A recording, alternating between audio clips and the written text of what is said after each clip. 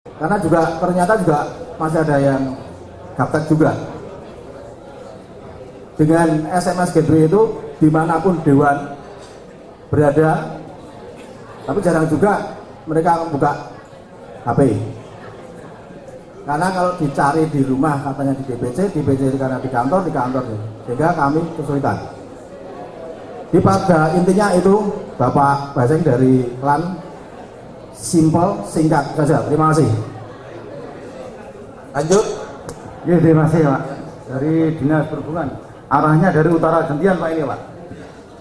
Jadi dalam rangka pengembangan, jadi dari Dinas Perhubungan ini sebenarnya ada 4 inovasi yang kita kembangkan, tetapi pada siang hari kita pilih Pak, karena hubungannya dengan pembangunan National Encarter Holding Pak. Jadi dalam rangka pembangunan, kalau kita ketahui sekarang ini kondisi lalu lintas di Jogja ini sangat padat, dan tentunya kepadatan tersebut salah satu sebab utama adalah anak sekolah. Dan anak sekolah ini semuanya belum tentu tertib berlalu lintas. Sehingga dalam hari ini kita melaksanakan pengembangan dan pembangunan daripada Taman Education Keselamatan Lalu Lintas Pak. Bagaimana seorang anak PAUD atau ada anak usia dini sejak kecil secara psikomotorik itu sudah dirubah perilakunya untuk tertib lalu lintas, sehingga dibuatkan Taman Education Lalu Lintas Pak, mendidik anak-anak dari kecil sehingga nanti karakteristik ini adalah perilaku lalu lintas. Karena kalau kita melihat perkembangan anak SMA, SMP yang sekarang ini terjadi, ini belum dilaksanakan edukasi lalu lintas. Nah, dengan adanya pengembangan edukasi lalu lintas dengan luas Jogja yang sangat sempit, hanya 32,5, kemudian masyarakat nanti akan terbangun pada saat mereka beranjak dewasa. Karakter building ini nanti mereka akan berubah, perilaku ini akan berubah, sehingga kita membuat bagaimana secara akan bertahap anak-anak di tingkat TK, kemudian di taman bermain dan kelas 1 sampai kelas 3 itu nanti dididik berperilaku lalu lintas yang baik Pak, sehingga pada saat dia mencapai umur tertentu dia akan berperilaku lalu lintas yang baik. Kondisinya seperti itu, karena kalau tidak dilakukan sekarang itu akan terlambat Pak nantinya. Sehingga kenapa ini kita pilih dalam rangka pembangunan inovasi ini adalah merubah sebuah karakter manusia untuk berlalu lintas dengan baik, meskipun itu jalannya mungkin 5 tahun atau 7 tahun ke depan, tetapi harus kita laksanakan dari sekarang. Sehingga pada kesempatan ini akan ada pengembangan secara terus menerus di dalam rangka education berlalu lintas yang baik di kota Yogyakarta Pak. Cukup Pak. Maturun. Baik, makasih. Lanjut. Ya, terima kasih. Assalamualaikum warahmatullahi wabarakatuh. Saya dari Dinas Sosial, Tenaga Kerja dan Transmigrasi Kota Yogyakarta. Inovasi ide yang kami sampaikan adalah berkaitan dengan sistem manajemen pelatihan masyarakat berbasis NIK atau nomor induk kependudukan. Apa yang melatar belakangi kami membuat ide inovasi ini, karena setiap tahunnya Dinsosnya Kertran itu mengadakan pelatihan-pelatihan bagi pencari kerja, penganggur dan setengah penganggur. Kita latih, kita didik keterampilan dan kita bantu peralatan supaya dia bisa menjadi wirausaha yang tangguh. Dengan mendapat keterampilan tersebut sehingga dia diharapkan untuk bisa mencari kerja atau sebagai wirausaha. Dan para peserta peminatnya banyak sekali yang mengharapkan itu karena pelatihan gratis masih mendapat peralatan. Di lain pihak ada beberapa orang yang hobinya mengakses pelatihan di dinas-dinas. Ada dinas-dinas sana dengan pelatihan di Pindad, di dinas di Sesnakertan juga dia daftar di mana-mana. Sementara ada penduduk yang kadang-kadang pasif, tahu-tahu sudah daftar sudah penuh. Nah, kajian dengan ini latar belakangnya demikian, makanya kami sampaikan bahwa kondisi saat ini memang data peserta pelatihan yang kita garap itu kita basisnya masih masing-masing dinas di Pemkot itu sendiri-sendiri, termasuk di Dinas Naketan masih data manual siapa yang pernah menyelenggarakan yang ikut pelatihan siapa saja itu masih datanya manual. Lantas masih ada beberapa orang yaitu tadi yang mengikuti 4 tahun yang lalu telah mengikuti pelatihan menjahit, besok lagi pelatihan masak miliknya dapat peralatan, sehingga ada juga yang pengen daftarkan tapi nggak kebagian karena yang nggak tahu sistemnya. Kalau yang lain itu ngerti ini kalau udah Januari Februari jelas kita sosialisasi ke masyarakat ke lurah camat juga langsung cepet-cepet daftar, tapi ada juga yang tidak kebagian karena terbatas APBD setiap tahun kira-kira hanya 30 angkatan pelatihan dan jenis pelatihan yang diselenggarakan. Ya, berkaitan dengan hal tersebut karena semua pengerjaannya data-data bis peserta pelatihan itu masih manual, makanya kondisi yang diharapkan dengan kita membuat sistem manajemen pelatihan masyarakat berbasis NIK, kita akan membuat program data yang tersistematis dan online. Pemerintah Kota Yogyakarta, semua SKPD yang menyelenggarakan pelatihan keterampilan baik Dinsos Nakertan maupun Disperindak nanti datanya berdasarkan online, dasarnya NIK nomor induk kependudukan. Lantas data yang akurat tersebut memang harus tersimpan rapi dalam sistem sehingga nanti kita bisa mengontrol siapa yang sudah menjadi wirausahawan, siapa yang masih belum baru mendapat pekerjaan. Kita bisa mengintervensi program-program berikutnya berkaitan dengan kegiatan untuk dia memperoleh pekerjaan atau menjadi wirausaha.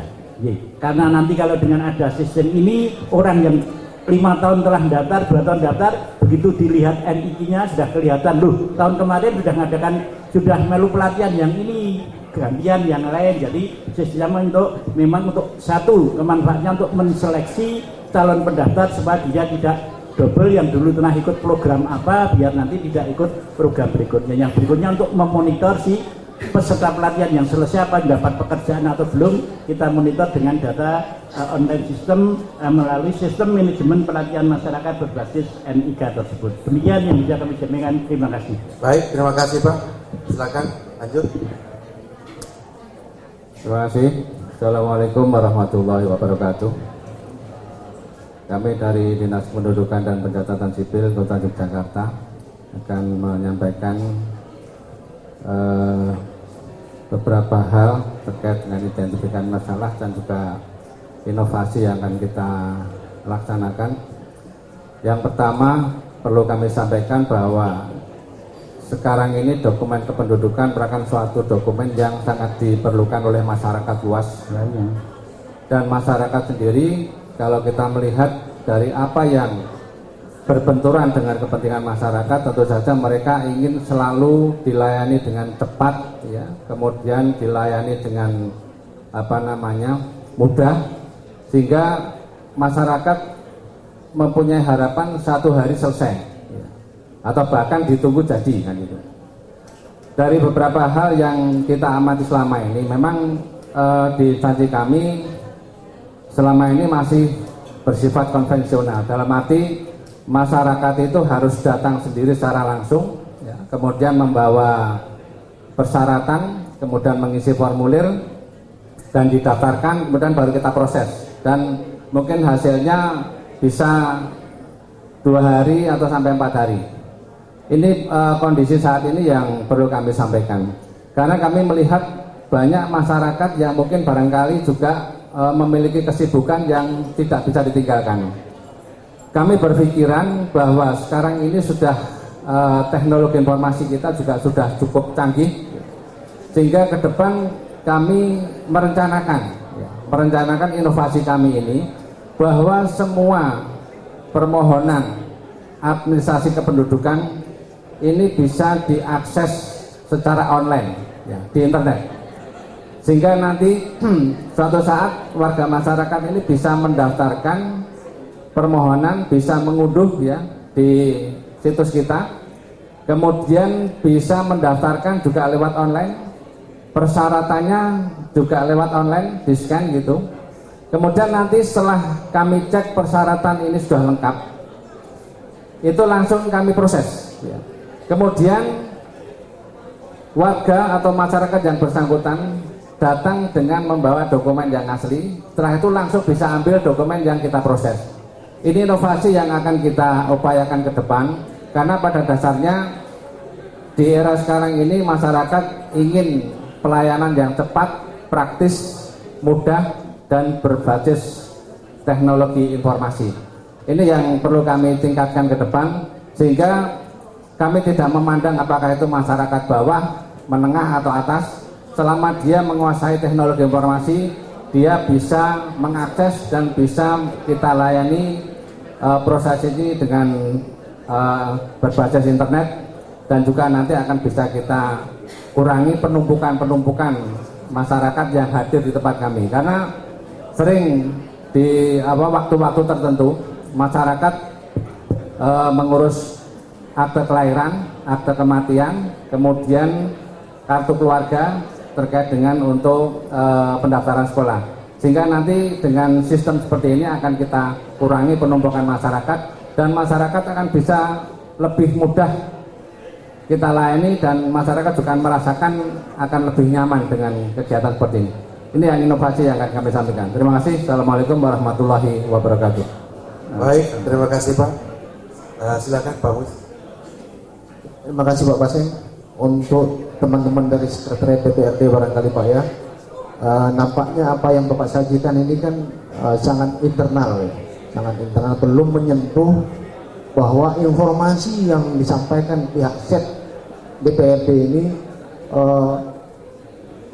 kalau hanya SMS untuk anggota DPRD, ya barangkali itu adalah tugas rutin internal kita untuk mengembangkan itu. Tetapi barangkali produk-produk dari Dewan inilah yang perlu diinformasikan kepada masyarakat. Itu saran saja Pak. Ini perlu elaborasi lagi nanti. Jadi jangan dulu ditanggapi nanti. Bapak berbicara dengan bagus organisasi, kira-kira lingkup daripada inovasi yang akan dikembangkan oleh SET DPRD apa? Karena mohon maaf, berdasarkan pengamatan kami Pak, di hampir di semua SET DPRD di Republik ini, salah satu kelemahan daripada SET DPRD adalah satu, dokumentasi aktivitas Dewan, dan kedua adalah sistem informasi yang dikembangkan supaya informasi dari produk-produk Dewan diketahui oleh masyarakat. Nah, kemudian menyangkut Dinas Perhubungan,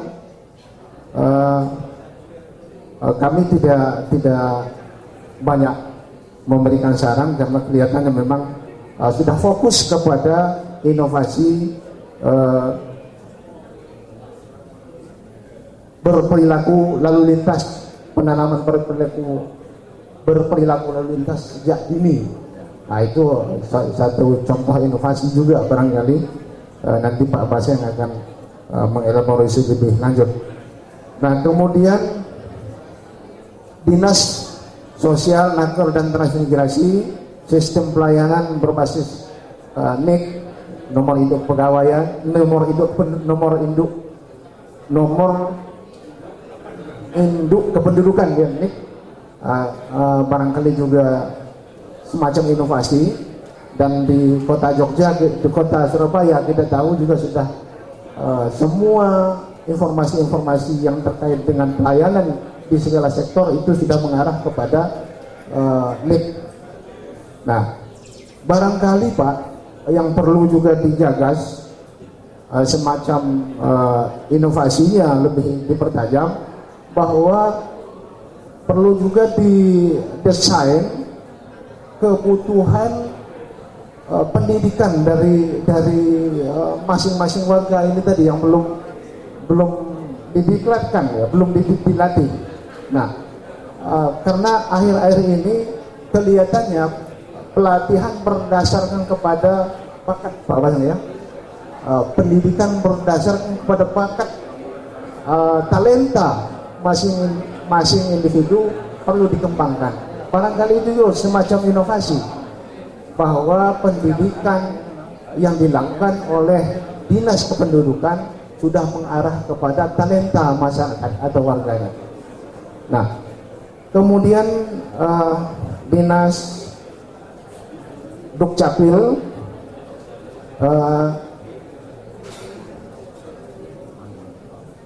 nanti Pak Basing lebih mengarah kepada apa inovasi-inovasi yang perlu dikembangkan di Dinas Kependudukan dan Catatan Sipil. Barangkali itu banyak. Terima kasih. Baik, terima kasih banyak Pak Muiz. Dari saya, pertama yang umum dulu Pak ya. Coba lihat area inovasinya dan tanya pada nuraninya. Apakah ini berdampak luas ke masyarakat? Tadi Pak Muiz memberikan alternatif pada dari Dewan. Kalau fokusnya kepada anggota Dewan, sistem informasi yang dikembangkan, fokusnya hanya berdampak kepada anggota Dewan. Karena memang itu tidak salah Pak, itu adalah pihak yang dilayani. Kalau itu masih bisa dikembangkan, selain berdampak kepada anggota Dewan, juga berdampak kepada anggota masyarakat. Nah, saya sarankan itu pilih yang berdampak luas. Karena salah satu kriteria untuk penentuan sukses tidak inovasi itu luasnya dampak daripada inovasi. Terus kemudian yang kedua dari saya senang semua tiga di antara 4 itu berupaya mengoptimalkan teknologi informasi ya di dalamnya. Ya, ini tinggal Bapak Ibu lihat karena sekarang teknologi informasi itu sudah cukup banyak. Coba dilihat innovation shopping, kalau ada yang mirip-mirip gitu ya, Bapak tidak usah ragu-ragu meniru, ya, tidak usah ragu-ragu meniru. Tapi coba lihat, kalau memang ada persis sama, itu tolong cari komunikasi, ya. Coba jangan sampai standar nol Bapak ya. Jadi sebenarnya tinggal mengembangkan yang sudah ada, tapi Bapak karena tidak benchmarking dengan sistem informasi lain, akhirnya mulai dari nol. Nah ini kan sebenarnya ya pemborosan anggaran. Ya, mungkin Bapak lebih murah membeli mereka punya program, atau mungkin hanya mengkopi mereka punya program, tinggal dikembangkan di kontekstualisasikan. Tapi kalau mulai dari awal, nah ini bisa lebih mahal biayanya. Terus kemudian satu persatu, kalau tadi komentar saya untuk yang dari Sekretaris Dewan, saya kira itu aja Pak, tolong dilihat lagi ya, apakah masih bisa dilebarkan dampaknya itu sehingga yang merasakan bukan cuma anggota Dewan saja, tetapi juga anggota masyarakat. Nah ini jangan dijawab dulu Pak ya, nanti kita bahas. Terus kemudian untuk yang Dinas Perhubungan, saya menilai ini positif. Bapak visioner ke depan, bukan menangani permasalahan saat ini, tetapi mencoba menangani ketika generasi muda itu nanti sudah besar, dia sudah tertanam. Jadi ini sangat visioner kalau menurut saya. Nah, tolong juga lakukan benchmarking, ya, jangan dipikirkan sendiri. Di luar sana sudah banyak mekanisme, teknik-teknik untuk mendidik anak kecil untuk sadar ada tata tertib lalu lintas Pak ya. Saya pernah ke Polda, mereka ada namanya mobil berjalan gitu ya, jadi ada laptop di atas mobil itu sehingga terus kemudian dia masuk ke sekolah-sekolah, lalu kemudian anak-anak bermain game, tapi game ini untuk meningkatkan kesadaran berlalu lintas. Softwarenya mungkin Bapak tidak perlu beli, tinggal copy dari Kapolda di Jakarta ya, di dekat NC itu ya, yang mengatur lalu lintas di Jakarta itu. Search di Google banyak teknik-teknik yang bisa dipakai di kepolisian itu untuk meningkatkan kesadaran berlalu lintas bagi anak-anak. Terus kemudian yang untuk dinas sosial, ini juga sebuah inovasi, cuma penggambarannya Pak ya, terutama kalau dalam dokumentasinya tolong dibuat lebih, yang itu tadi yang saya sampaikan pada presentasi pertama, yang gramatik efeknya kuat. Misalnya begini, berapa sih jumlah penduduk yang selama ini bahasa saya itu memboroskan dana pemerintah kota karena seringkali mengikuti pelatihan dan seringkali mendapatkan alat-alat kerja itu. Padahal mungkin dia tidak perlu sesering itu mengikuti pelatihan. Kalau itu datanya bisa diperoleh dan Bapak tampilkan dalam bentuk yang dramatis dalam penggambarannya, nah itu lebih bisa menarik perhatian. Terus kemudian untuk dinas penduduk dan catatan sipil, saya kira komentar saya juga sama Pak ya. Ini saya dukung ini karena konten IT manfaatnya ini kuat ke masyarakat. Jadi Bapak menggunakan metode terbalik, bukan masyarakat yang datang meminta permohonan, formulir permohonan, tapi Bapak mengantarkan permohonan itu ke rumah masyarakat melalui komputer. Kira-kira seperti itu metode inovasinya. Saya kira itu untuk sesi ini. Sekali lagi saya tekankan untuk yang kami endorse ya secara lisan saat ini, tolong diperhatikan dokumentasinya nanti Pak ya.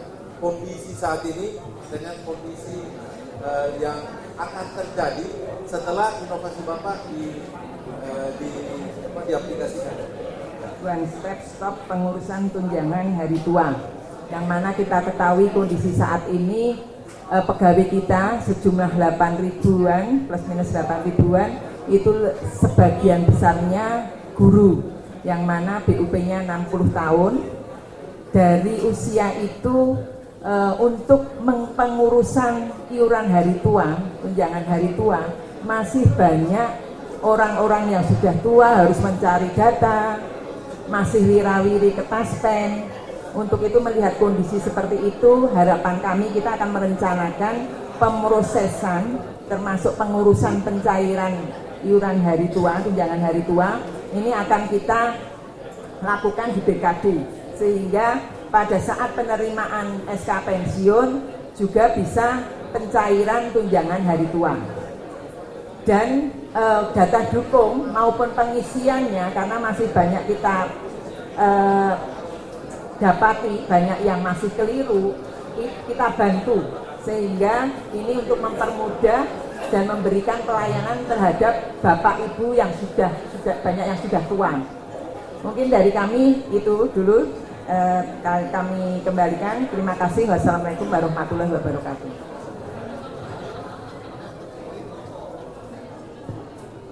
Ya, terima kasih. Saya dari Inspektorat Kota Jakarta. Mungkin terkait dengan ide inovasi yang akan kita laksanakan tahun ini, mungkin ini terkait dengan latar belakang kenapa kami mengambil inovasi terkait dengan optimalisasi kapasitas APIP melalui klinik konsultasi tata kelola pemerintahan yang baik dan bersih. Jadi dalam proses pengawasan bahwa 100% pengawasan itu aktif dari APIP, jadi hanya searah selama ini. Berdasar PKPT tahun 2014 bahwa pemeriksaan yang kita lakukan itu hanya pada 102 SKPD atau unit kerja, yang seharusnya kita melaksanakan pengawasan yang wajib yang harus kita awasi itu sebanyak 209 SKPD atau unit kerja, sehingga kita baru bisa mengawasi 48,8% dari jumlah auditan yang seharusnya kita awasi. Ini adalah proses dalam pengawasan kita dari tahun ke tahun. Selanjutnya output dari hasil pengawasan itu sendiri belum bisa menjadi ukuran performan bagi suatu SKPD atau unit kerja. Karena di dalam pemeriksaan kita menggunakan metode sampling. Misal dari SKPD yang besar seperti Kim Praswell ada 30 kegiatan, yang kita sampel hanya ada 2 kegiatan. Karena terbatasnya sumber daya manusia yang berkompetensi APIP. Nah, dari 2 sampel ini belum bisa untuk mengukur performan, belum bisa kita memberikan jaminan mutu bahwa SKPD Kim Praswil, Dinas Kim Praswil itu sudah benar-benar dia melaksanakan tata kelola pemerintahan yang baik dan bersih. Ini belum bisa sebagai ukuran. Nah, dengan melihat gap atau kesenjangan yang ada selama ini, bahwasanya kita perlu ke depan bahwa pengawasan itu tidak harus yang melaksanakan hanya APIP datang ke SKPD, tetapi ada metode pembalikan atau inversi, yaitu SKPD yang dia datang ke inspektorat, yaitu terkait dia mungkin ada permasalahan, ada hal-hal yang dia tidak paham atau kurang jelas terhadap aturan-aturan. Namun materi yang dikonsultasikan nantinya kami dari APIP akan menjawab sesuai dengan kewenangan kita selaku pengawas. Jadi bukan teknis sebagai SKPD teknis ini. Nah, untuk kesempatan ini nantinya dengan adanya klinik konsultasi ini diharapkan dari pemeriksaan yang telah kita laksanakan akan berkembang SKPD yang konsultasi, sehingga kita bisa mempunyai gambaran atau bisa menjamin mutu suatu SKPD lebih dari 102 tadi. Jadi harapannya meningkat. Yang kita harapkan adalah 100% auditan yang harusnya kita awasi itu benar-benar akan terwujud setelah ide inovasi ini kita laksanakan. Nah, untuk tahun ini senyampang dengan ini bahwa web inspektorat baru dibangun Pak tahun ini, sehingga nantinya klinik konsultasi ini untuk tahun ini masih bersifat manual atau SKPD datang ke kita. Namun untuk tahun yang akan datang diharapkan kalau web itu sudah benar-benar dibangun dan selesai dan bisa dioperasionalkan, klinik konsultasi ini bisa dilakukan melalui online.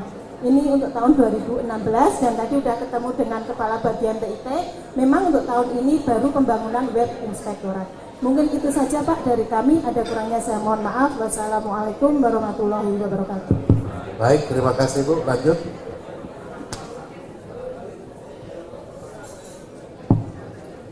Assalamualaikum warahmatullahi wabarakatuh. Kami dari Satuan Polisi Pamong Praja, Kota Yogyakarta. Jadi berawal dari sebuah kebingungan karena kami mendapatkan tugas untuk melakukan penegakan peraturan daerah dan kemudian ada pembinaan ketentraman ketertiban yang tidak kunjung selesai.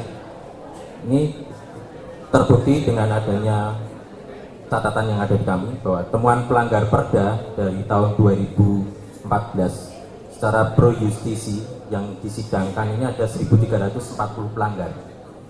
Kemudian secara non justisi yang ditertibkan kemudian belum sampai ke sidang ini mencapai jumlah 4.182 pelanggar. Dan yang dilakukan melalui operasi gugus terpadu bersama instansi terkait ini mencapai 1.807 pelanggar. Dan dari sekian ini tentunya tidak sama pelanggarnya. Ini jumlah yang cukup fantastis dan terbukti bahwa temuan pelanggaran masih cukup tinggi. Kemudian didukung dengan sebuah kondisi bahwa aduan masyarakat melalui UPI dalam 1 tahun yang masuk ke Dinas Kesatuan Polisi Pamong Praja ini sebanyak 191 aduan. Sehingga bisa mencapai 2 hari sekali terjadi aduan. Di sisi lain, kami mengalami keterbatasan SDM. Dari Anjab kami hanya terpenuhi 67%. Sehingga berbicara dari hal ini, tentunya kami berharap pelanggaran tersebut akan berkurang, dengan diikuti aduan juga akan menurun secara signifikan, dan kemudian keterbatasan ini kami akan mencoba mengajak bersama-sama masyarakat sesuai dengan moto kami Jogja Tertib Bersama Masyarakat, sehingga partisipan masyarakat akan kami dorong. Dengan demikian kami akan membuat sebuah inovasi strategi, yaitu gerakan Kampung Panca Tertib. Panca Tertib ada tertib damija, tertib bangunan, tertib usaha, tertib lingkungan, dan tertib sosial. Dan ini merupakan sebuah gerakan yang tentunya nanti akan diikuti oleh sebuah program kegiatan inovasi yang berikutnya. Saya kira demikian. Terima kasih. Assalamualaikum warahmatullahi wabarakatuh. Waalaikumsalam. Terima kasih Pak. Lanjut.